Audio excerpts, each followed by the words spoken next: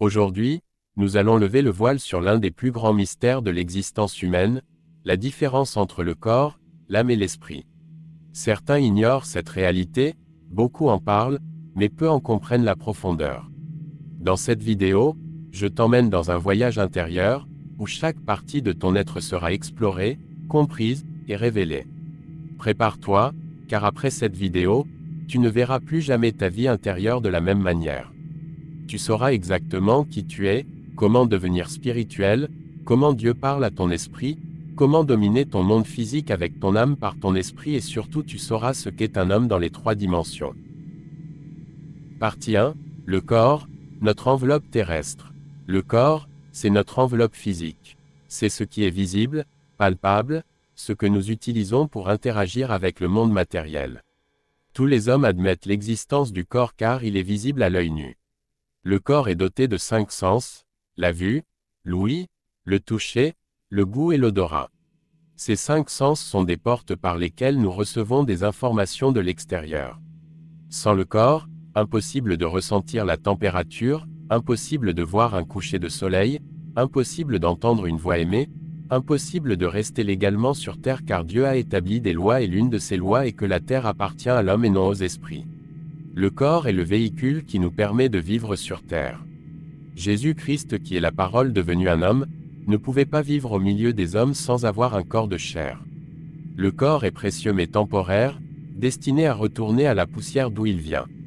Bien que temporaire, il est important, car c'est par lui que nous accomplissons nos missions terrestres.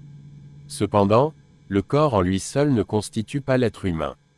Il existe une dimension intérieure qui différencie l'homme de l'animal et du végétal. Partie 2. L'âme, le pont entre le corps et l'esprit. L'âme est la partie invisible qui donne vie et personnalité au corps.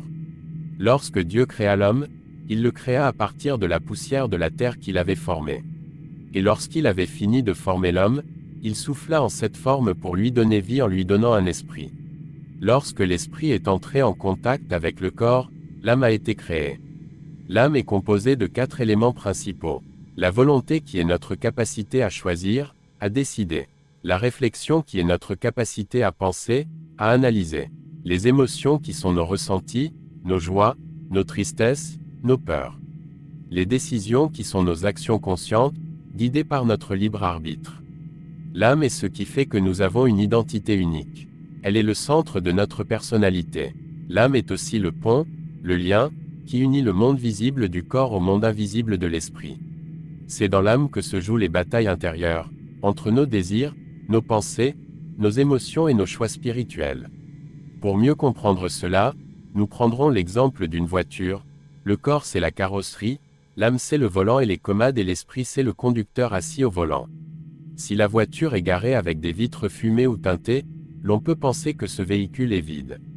Quand notre âme est blessée, cela se reflète sur notre corps, maladie psychosomatique, par exemple. Mais notre âme est aussi ce qui peut nous élever vers des sommets inexplorés si elle est en bonne santé.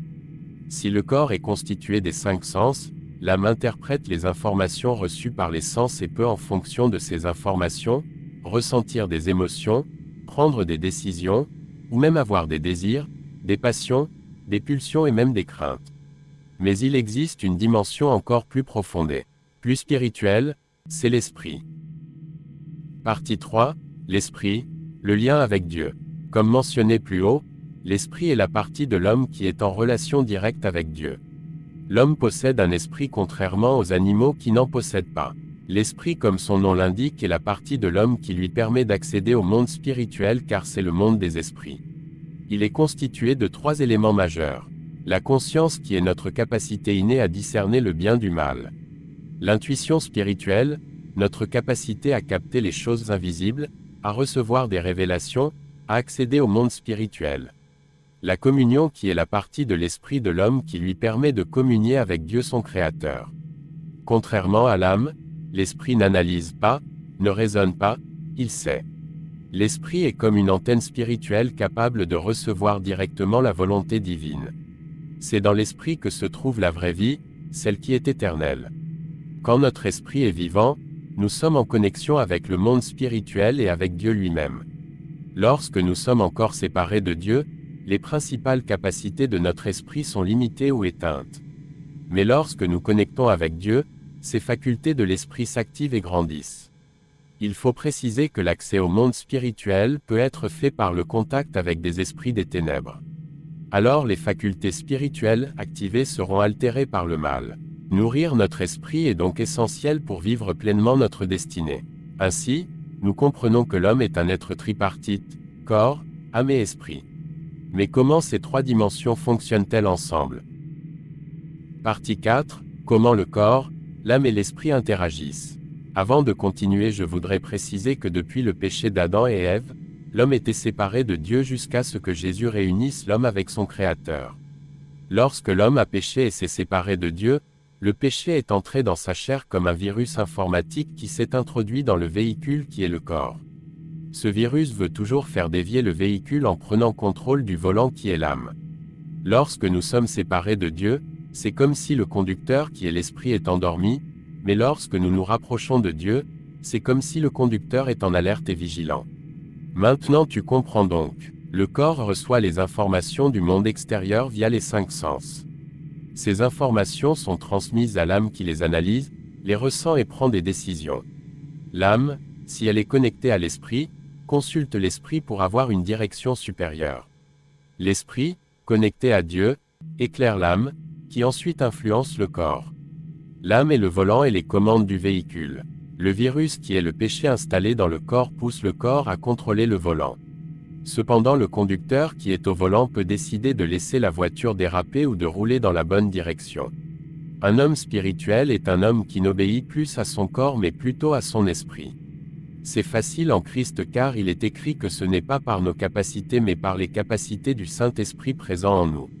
Lorsqu'une personne n'est pas connectée à son esprit, elle vit uniquement par le corps et l'âme, ce qui l'expose à être dominé par ses émotions, ses instincts et ses raisonnements humains. Lorsque l'esprit domine, la personne vit selon des principes plus élevés, des valeurs éternelles, et elle rayonne véritablement.